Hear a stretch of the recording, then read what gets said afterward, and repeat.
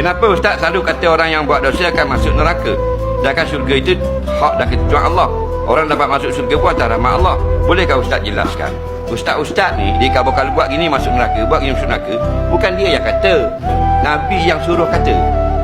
Contohnya orang perempuan yang ada dah aurat masuk neraka. Ada orang marah, dia tanya, apa Ustaz kata masuk neraka? Ustaz tak tahu lagi masuk neraka ke tak? Lah, dah tu Ustaz tu bukan kerja welding. Kerja Ustaz ni bukan welding exhaust, bukan pasang mozaik. Dia menyampaikan hukum. Hukum di dunia, hukum di akhirat. Nabi kata mana? Sampaikan apa yang aku sampaikan, walaupun sepatah ayat. Nabi sampai apa? Contoh dalam bab ini. Dua golongan ahli neraka. Pertama, perempuan yang pakai baju tapi telanjang.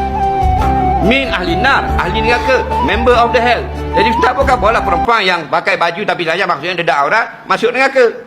Yang tak bolehnya Nabi kata masuk syurga, Ustaz kata masuk neraka. Baru tak boleh.